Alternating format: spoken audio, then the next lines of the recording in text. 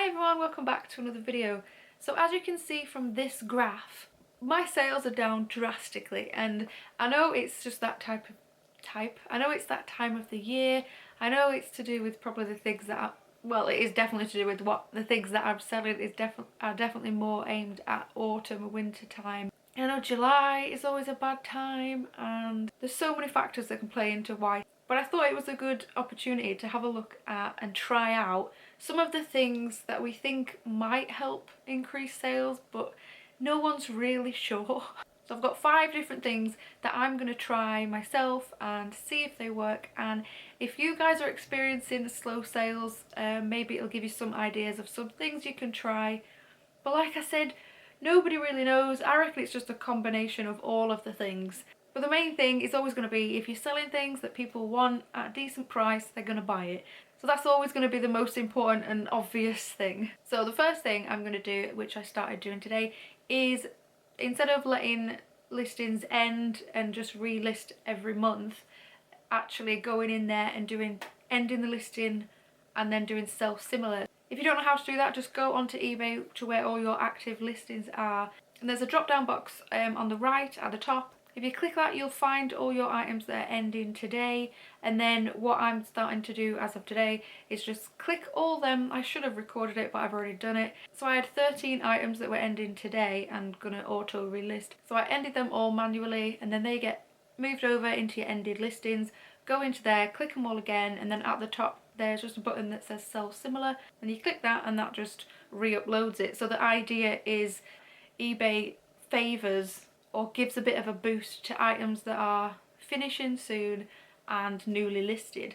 So if you've got items finishing and being not just auto renewed but freshly uploaded, because when you do it this way and end them and sell similar, it's like a completely fresh new listing. So you do lose all your watchers, but I mean, you get the chance to get all new watchers, so it kind of just freshens everything up. And also when you're in the process of doing the sell similar, it brings up all your items like in a bulk list, and you can go in there and just tweak some bits. So I've been going in and just moving a few words of the title around and adjusting some prices as well, just to give it a bit of a hopefully. So it was interesting because I was looking on Quora.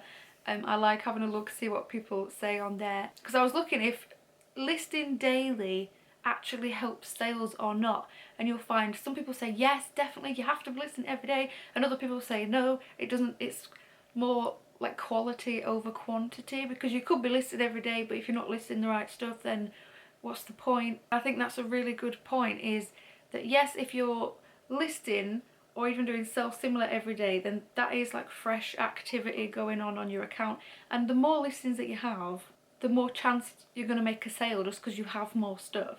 I think it probably depends more on what you're selling and the prices that you're selling them at. So because a lot of my stuff, I think I have around, I don't know, 470 listings or something, and the vast majority of that is unbranded vintage women's clothing, and that is just not something that is, you know, highly in demand. So they are going to be slower sellers. I think clothing in general is just a slower seller, because you're looking for that one person that's, you know, that specific size, that's wanting that specific item, and that is able to find your item and buy it and be happy with the price that you've got it on for. So it is going to be slower than other things.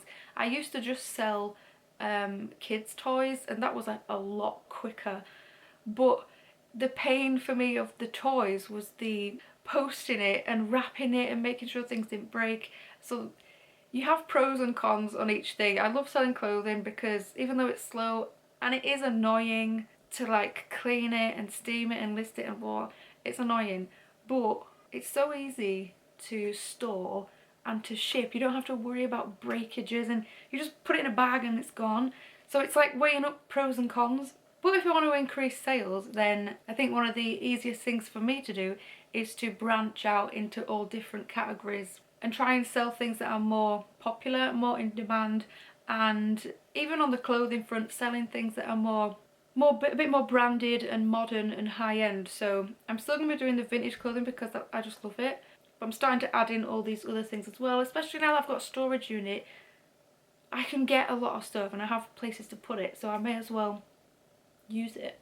The next one is promoted listings. Now I'm not going to say what most people say, because when I've looked at does promoted listings work, everyone's like, yep, yep, yep, put on promoted listings, maybe even just at 1%. So I have all my listings at 1% promoted.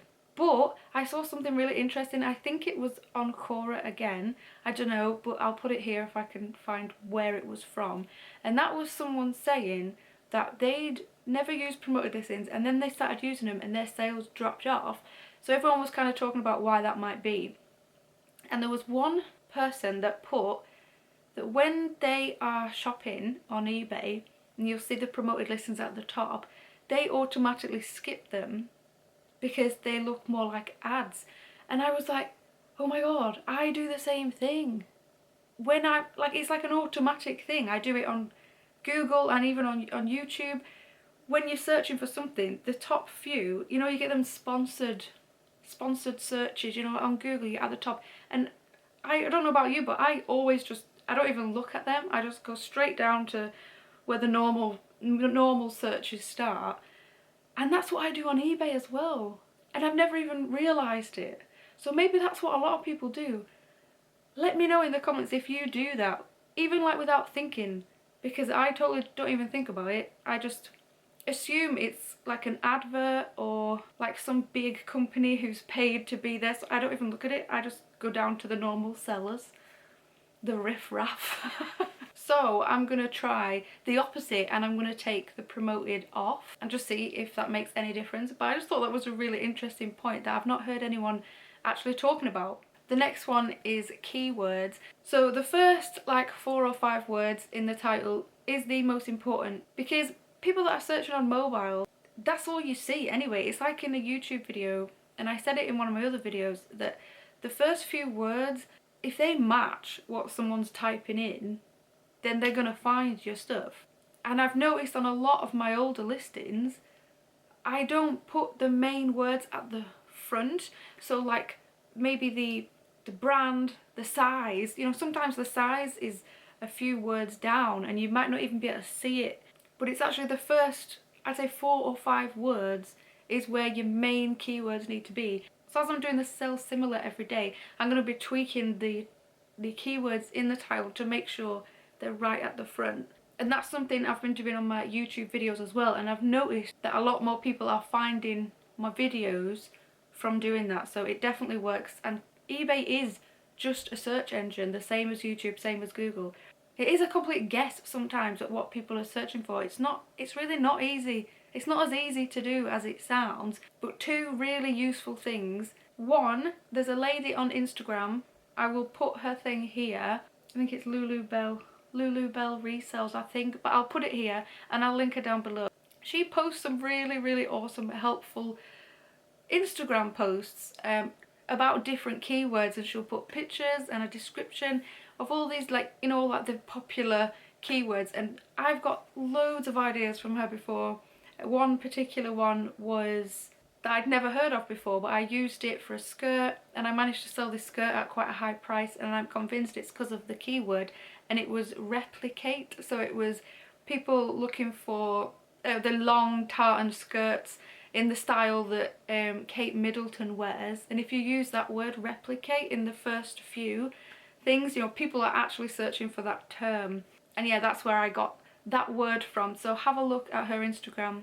Super helpful. And the other one is Title Builder. I'll also link that down below. It's a free site, and if you just type in like a really simple search term, it'll show you what other words people are searching for in relation to your search term. So if you can't think of a word, like you just type in long vintage skirt, it'll come up with different ideas of actual words that people are typing into eBay. It's just really helpful if you're stuck for words, and it's free, so it's cool.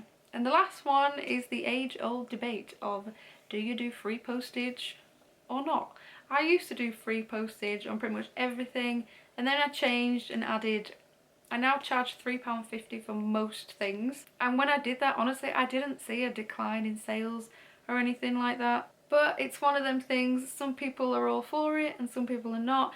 I'm not convinced it makes much of a difference, but I'm going to try it anyway. I'm going to try just taking off the postage and, you know, adding a few pounds to each listing and doing free postage and seeing what happens. But let me know your thoughts on free postage. Do you do it? Do you charge? What do you reckon? Do you get more sales? I don't know. I know some people do search by free postage, so you probably miss out on items that way, but I'm not entirely convinced, but we'll see. So I'm going to try out all these things and I will get back to you and let you know how it goes. But right now you can see the percentage of how low my sales are. I think I'm 40% down or something on last year and 40% down from last month or something. So I'm going to try my best to sort that out by using all these things. And if you're having rubbish sales as well, don't worry, because so am I. Don't worry, because I do think it's just that time of year and it's the time to go out and buy all the things ready for October, November, December, where hopefully things will whoosh again. We hope. Please, eBay. But thanks for watching everyone, and I'll see you in the next one.